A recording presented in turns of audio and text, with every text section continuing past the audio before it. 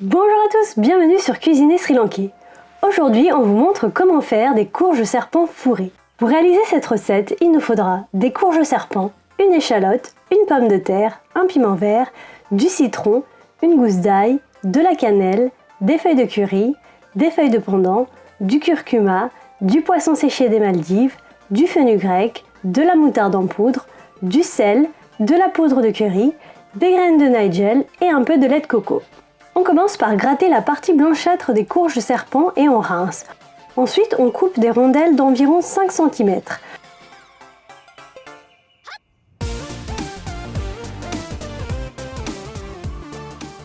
On enlève la partie du milieu. Vous obtiendrez des petits cylindres comme ceci. On épluche et émince l'échalote assez finement. On épluche et émince la pomme de terre finement aussi. On fait de même avec la gousse d'ail, ainsi que le piment vert. Dans une casserole, on verse un peu de matière grasse. On ajoute la cannelle, les feuilles de pandan et les feuilles de curry. On ajoute ensuite le fenugrec. On ajoute ensuite le fenugrec. On ajoute l'ail et on fait revenir un peu.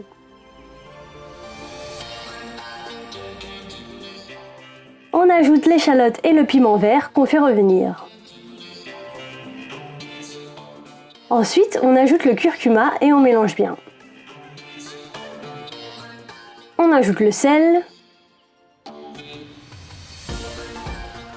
Quand les échalotes commencent à devenir translucides, on ajoute les pommes de terre. On fait revenir 1 minute ou 2.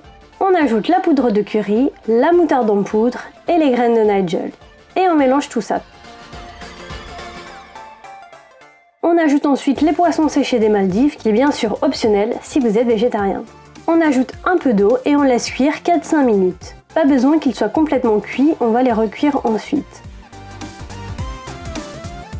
Au bout de 5 minutes environ, vos pommes de terre devraient ressembler à ça. On ajoute le jus d'un quart de citron et on mélange.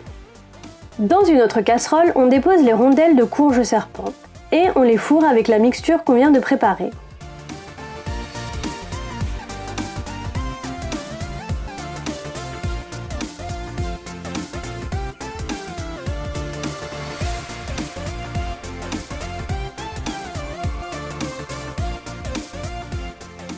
On ajoute ensuite un peu de lait de coco.